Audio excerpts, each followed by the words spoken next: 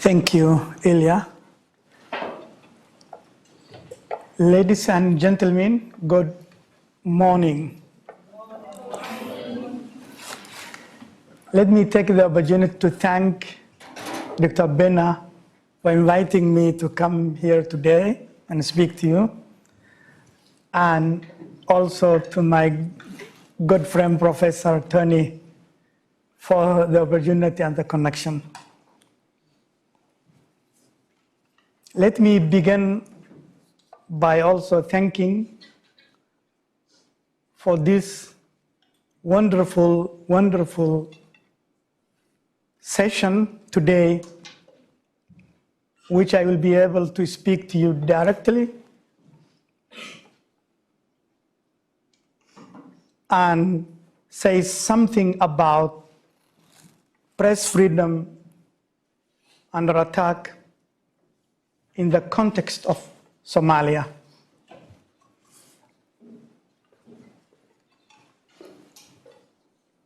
I extend my heartfelt gratitude to the organizers of this International Journalism Week.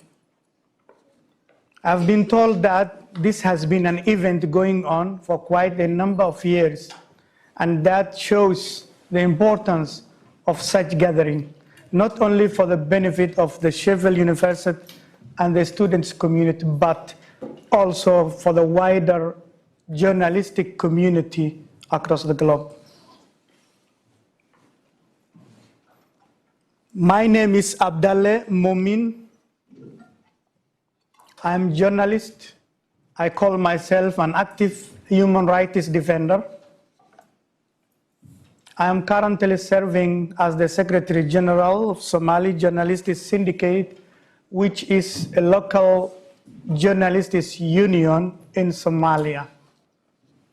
I'm based in New York, where I am a fellow at the Center of Applied Human Rights at the University of York.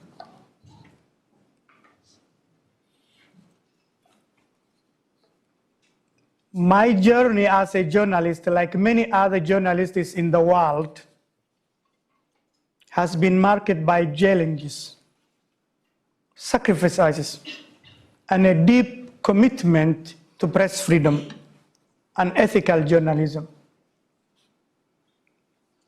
Today, as I stand here, it is with profound feeling and gratitude to say that the same day, October 31st, 2022, I was still in detention. I was held in underground prison in the heart of the capital of Somalia. My crime? I was the only journalist who spoke out against the autocratic ruling system in Somalia. That is the reason I was detained.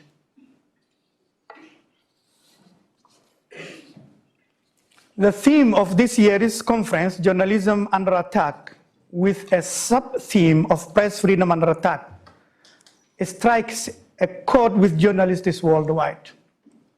From Ukraine, where journalists are killed, and the recent violence in Gaza, where more than 20 fellow journalists were killed in the past 3 weeks. It resonates deeply within the journalism community across the world. But for Somalia, a country in the East Africa, our profession is facing immense adversity in one of the most challenging environments on this planet. That's why I came here today, and I'm going to say something about that.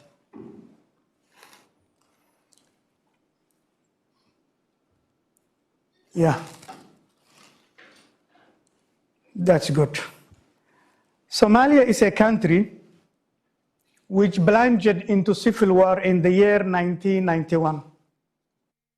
And still it remains in an active conflict. and it is called one of the worst or the dangerous place for journalists in Africa. The dangers faced by the journalists in Somalia are multifaceted, and this casts a shadow of our work and lives. And I want to speak from the personal experience. Having endured 44 days in detention, threats and persecution for upholding press freedom and defending our ethical journalism. First and foremost, journalists in Somalia confront grave physical risks. The relentless bombing, gun attacks carried by the militant group Al-Shabaab have claimed the lives of more than 85 journalists since 1992. That is in addition to a number of journalists killed by the members of the security forces of Somalia government. Tragically, the number is growing. I will be showing this video shortly, but I want to go deep to one of the photos. Go down, please. Go down. Yes. I have compiled some of the most bravest journalists killed from 2017 to 2020. And you can see the faces here. All kinds of ages, both men and women, from radio to TV journalists, shot dead and killed. And killers are still free.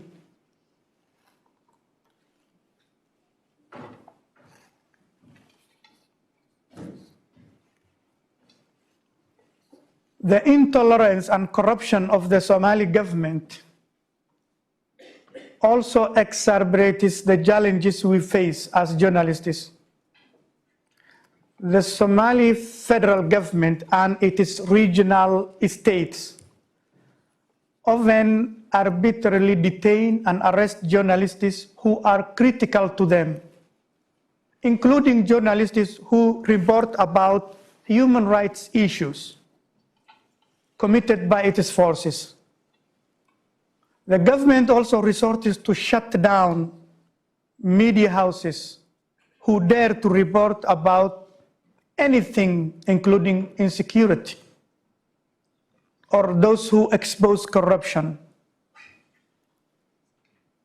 Just to give a snapshot of that, in the year 2022,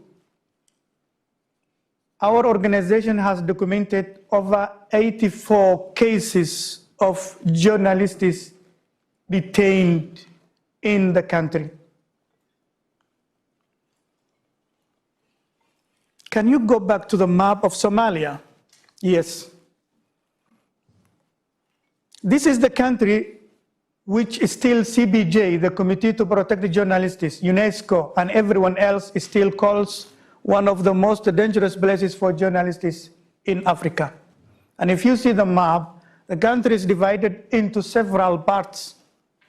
It is on the Indian Ocean coast, and on the north you can see Somaliland, which calls itself an independent country, but still a region within Somalia. And we have on the other corner, northeast, a region called Puntland. The capital city is down to the south. Our neighbors include Kenya, Ethiopia, Djibouti, for those of you who haven't been to that area of the world.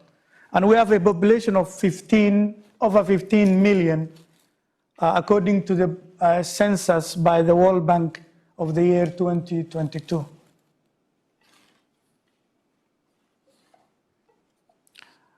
As the Secretary General of the Somali Journalists Syndicate, I believed I witnessed the extent of injustices in that country.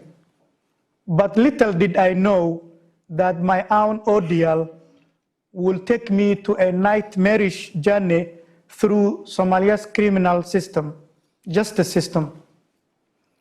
It began on the day of 11th October 2022, when I was detained from the airport, the Abdalle International Airport in the capital city in Mogadishu.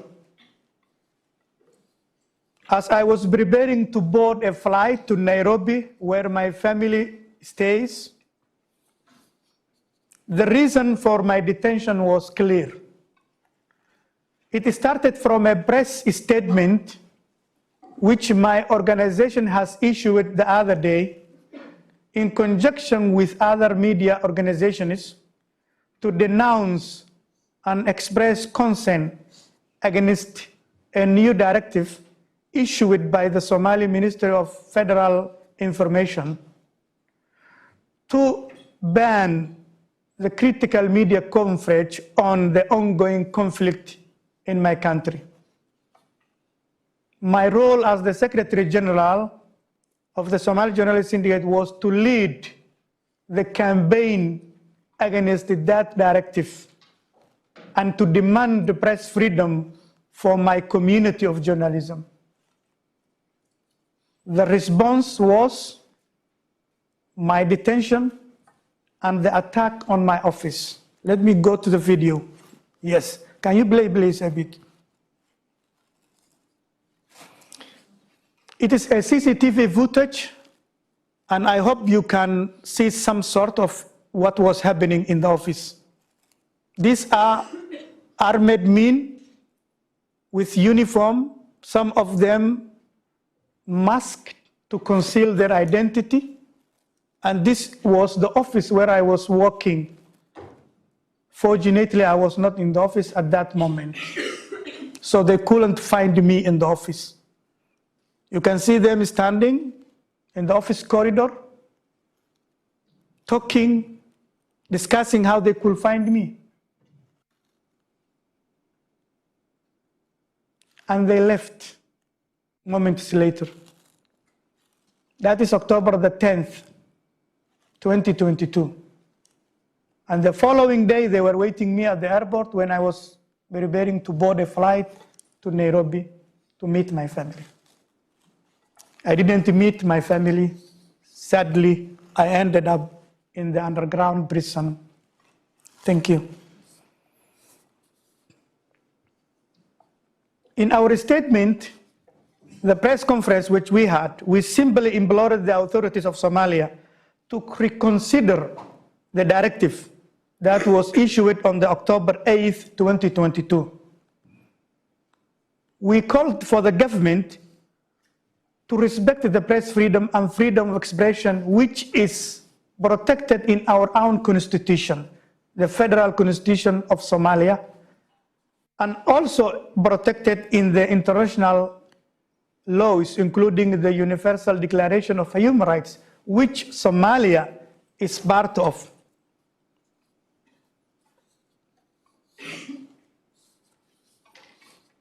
When I was detained from the airport, I found myself in the underground prison called Godka Jil'o in Somali language. In English, it translates to the ditch of Jil'o. This is a notorious underground prison facility that was built in 1970s. And it is currently used by the Somali National Intelligence. It is used to interrogate and detain journalists, politicians who are critical to the government. It is in the center of the capital, Mogadishu. The government has announced it to has closed down that prison in the year 2018, but it is still functioning. I endured torture, interrogation, harassment. I was locked up in a very tiny, dark concrete cell with no light or ventilation. I sat on the concrete floor, my legs touching down on the cell door with no food and water. I felt deeply dehydrated and helpless. But I was still hearing the cries and the fear emanated from the approximately 20 other cells surrounded to mine. I was isolated, unaware of what was happening in the adjacent cells. During the first night of that detention, I believed I was facing death, and I prepared myself accordingly, thinking of my family and the uncertain future that lies ahead. Luckily, I survived.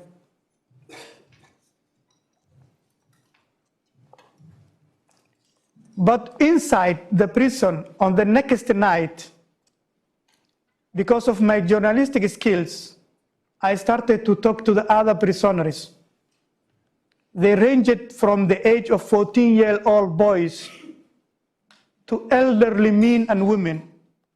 Most of them come from the minority marginalized communities, economically and politically marginalized by the major powerful clans that belong or own the Somali government.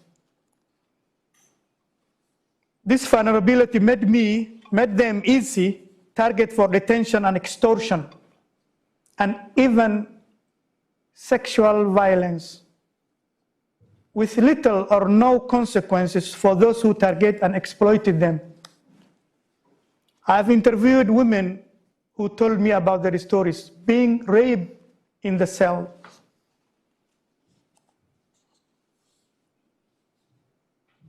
What became evident during my detention was the brutality of some of the officers of the Somali National Intelligence and Security Agency, known as NISA.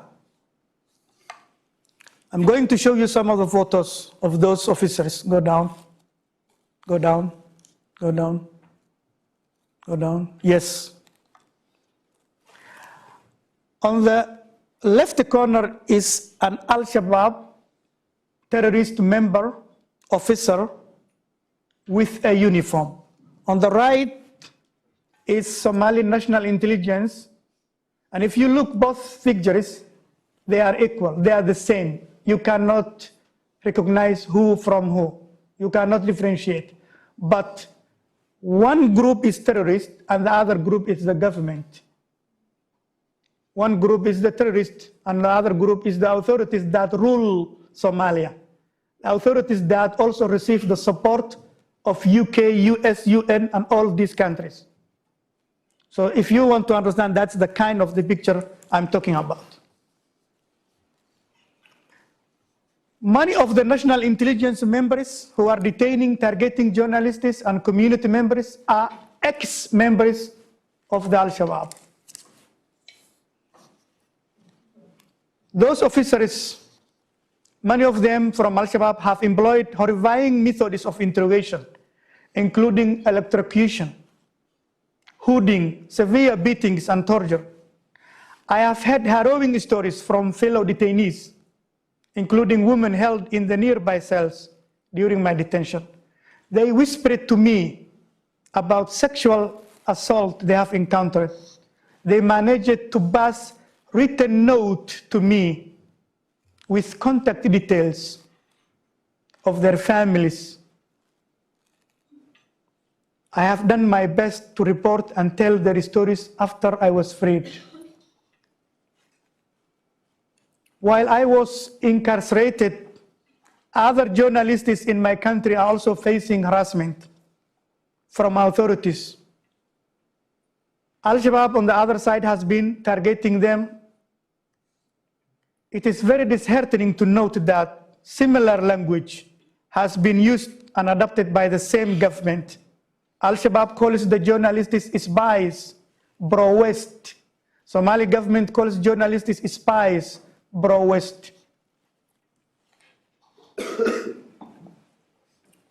I want to mention clearly that in the year 2022, there was a selection of a new parliament and new government in Somalia.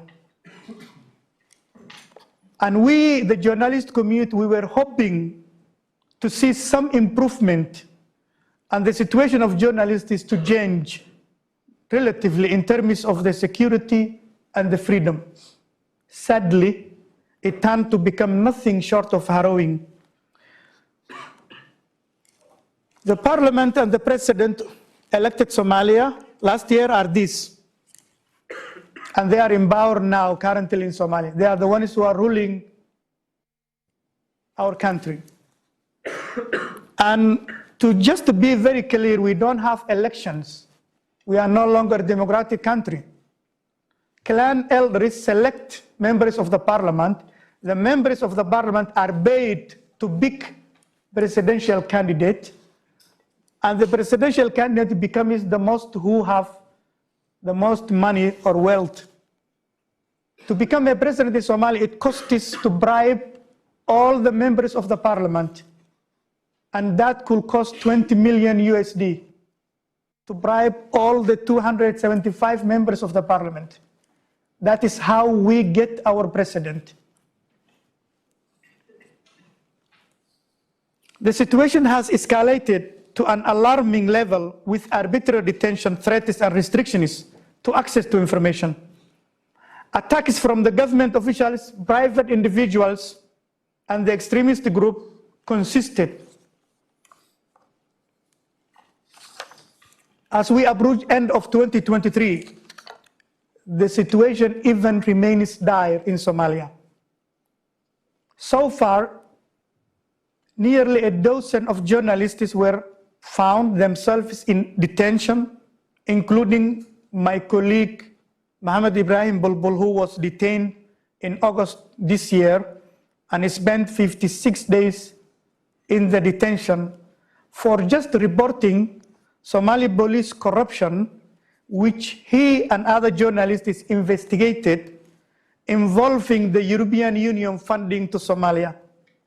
He was released 2 weeks ago, and he is in the hospital at the moment. As I speak here, a radio station called Radio Barawe, which was a vital voice for the minority communities in Somalia, was forced to shut down, and journalists left the country to Kenya. Sadly, 2 weeks ago, October 16th, we grieved for the loss of another colleague, journalist called Abdalle Mumin, a TV journalist.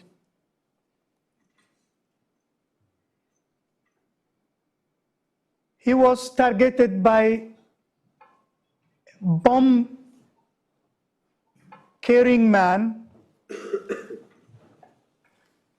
shortly after he left the studio where he was working. And I want to show the funeral just we had completed 2 weeks ago. Go down, go back please. If you can go back. Go back. Yes, go. Back, back, back, back. Yes. October 16th, we lost a very brave journalist, Abdalle Mumin, a colleague of mine, a friend of mine, who had supported me in the years of my detention. And this is the funeral which took place on the 16th of October, 2023. Thank you. The atmosphere of danger and repression has left us constant fear for our safety and the freedom to carry out our essential work. The price of journalism is very high. This attack is on our journalism community constantly caused many of us to quit the profession and to look for a different profession. Attackers who target journalists go free. They are not held to account for their crimes. Because those who could investigate these crimes are sometimes implicated in the acts themselves. This is a reality in our country. It hinders our ability to report accurately and independently, and it undermines the very essence of the free press. Now I want you to think a moment in which you are living and working in a hostile country where all sides to the conflict are your enemies.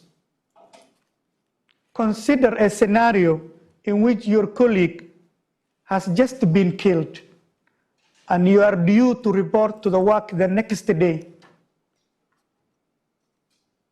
And yet you find yourself back at the work despite your family, your wife, your husband is telling you to quit because you are under threat. Think about that moment. And the catch is, this is the only profession I have ever known. There is no reason to quit. Imagine living in a city where your home, your own home, is no longer a safe haven.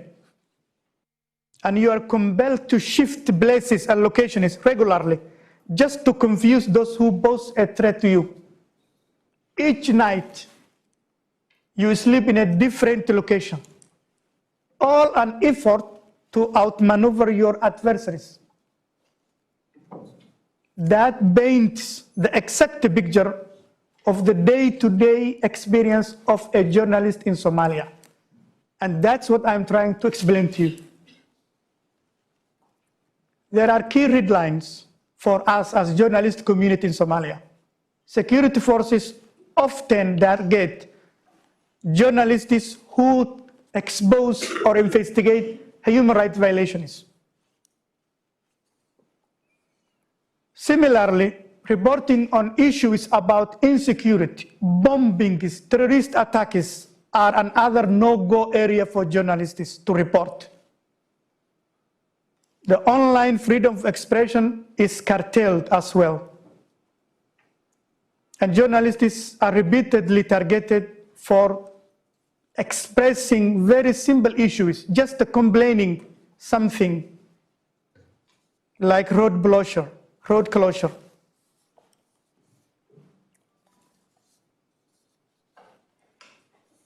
You might be asking who are targeting journalists, and I want to show this snapshot. Go down, please. Go down. Yes. Al-Shabaab remains the primary instigator of all attacks against journalists, but the country's security agents called NISA and the government politicians, clan militia, all of these are also part of the attacks against the journalists. So we are not safe. In every corner we are facing the threats and the attacks. And that makes the situation very distressing when the government who's supposed to be supporting you as a journalist is your enemy. There is no place to survive. The media law in Somalia, which is now the Media Law Amendment of 2020, is also another threat. This is one of the most draconian and restrictive laws in the African continent. And researchers have documented a lot of issues in this media law, including the Amnesty International report, which documents that the media law contains provisions that threaten human rights, freedom of expression, and media freedom. It also criminalizes independent reporting. Any criticism are reported or considered as an insult to the state. For example, reporting issues conflicting with, quote, national interest spreading false information, incitement to violence, clanism, dissemination of propaganda, end quote, are one of the key professions that are vaguely worded in the media law. And these are the professions that the Somali authorities use to target and detain journalists like me.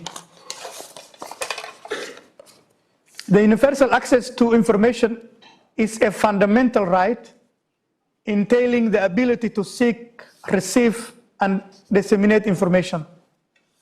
In a country such as Somalia, media can play a vital role in informing the public about critical matters and scrutinizing government actions.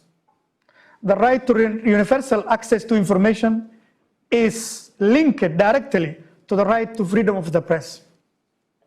But regrettably, the federal government in Somalia and its member states have yet to introduce a law that will allow access to information, despite our constitution demands that.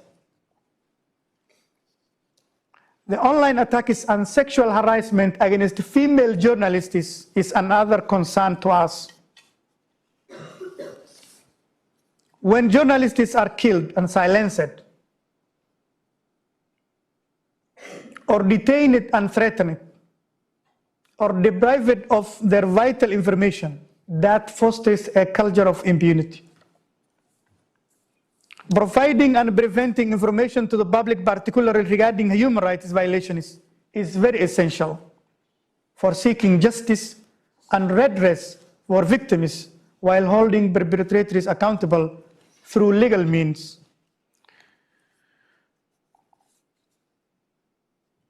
It is really a somber that journalists in my country are living in fear, and many have been compelled to resort to self-censorship, or in my case, to leave the country into exile. The stories of colleagues killed in broad daylight with impunity by police officers who came from the terror group and joined to the military or the police in Somalia, and the inability to hold them to accountable are painful reminder of the challenges we face. The atmosphere of fear that has enveloped journalists threatens the very essence of press freedom and democratic values.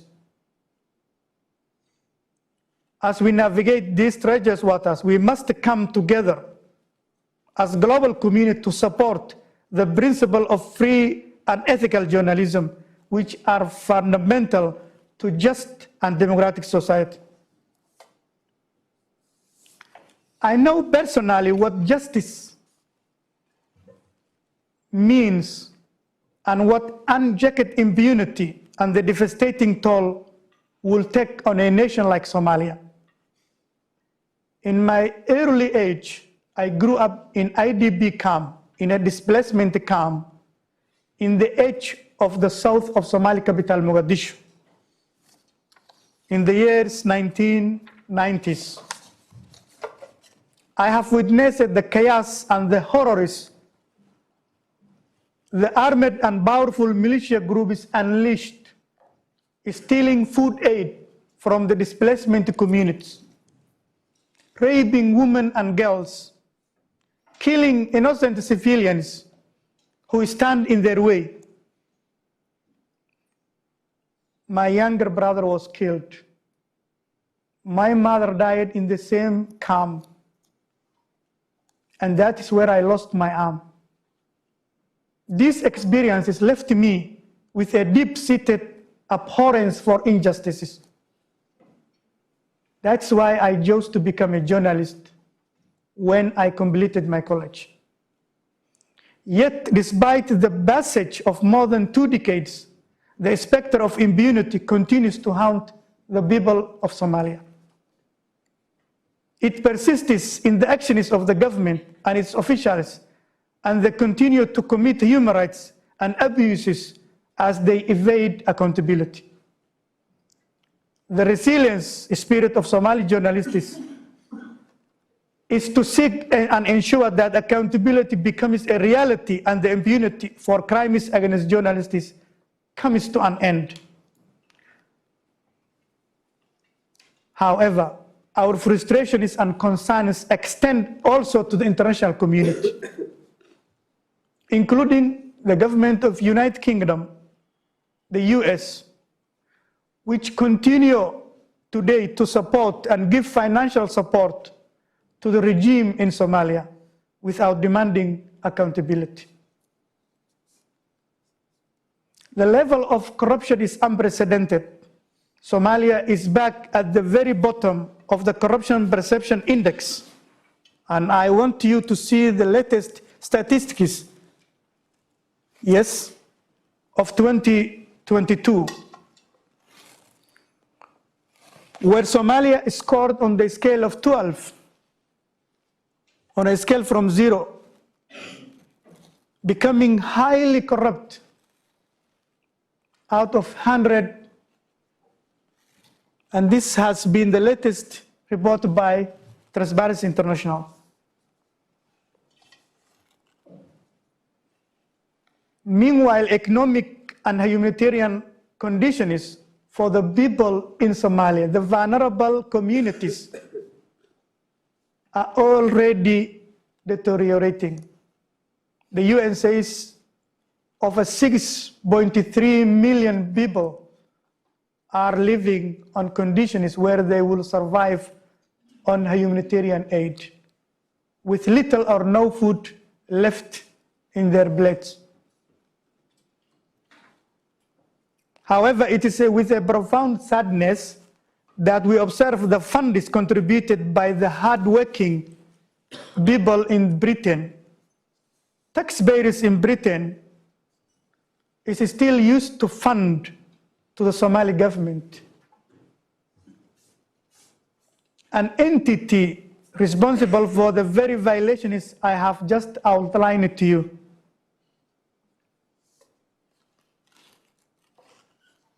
Next slide, before the back one, yeah.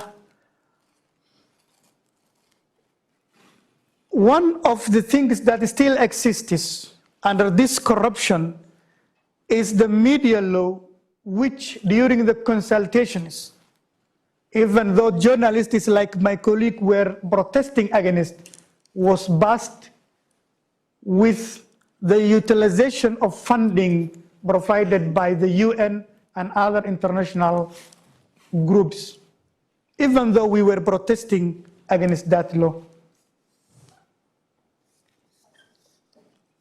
Today, on behalf of the vulnerable communities of Somalia and the representation of the endangered journalist community, I want to present three main recommendations, which I'm trying to conclude in my note.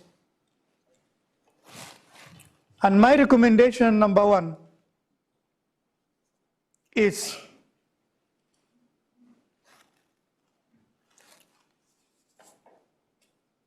it's imperative that journalists in Somalia, as well as supporting organizations that protect and speak for the journalists, this support should be given to the independent journalists and should encompass a concerted effort to eradicate the prevailing culture of impunity for crimes against journalists. We have tried local mechanisms to hold perpetrators accountable, but we are not winning, and therefore we must look international avenues. This involves launching through investigations and pursuing legal actions against those responsible for attacks against journalists. Countries like United Kingdom can play an important role by imposing visa restrictions on government officials implicated on such attacks against journalists. My recommendation number two, we must empower journalists, equip them with the skills and knowledge they need to enhance their safety and resilience in the face of this adversity. My recommendation number 3, our media organizations and civil society groups that work tirelessly to safeguard journalists are grappling with financial constraints, and therefore a share of the international community funding must be dedicated to supporting these crucial entities. This financial injection will be instrumental in fortifying the integrity of journalism and its defenders in Somalia. Thank you for your attention, and I hope this Journalism Week will provide a catalyst change for the preservation of press freedom across the globe.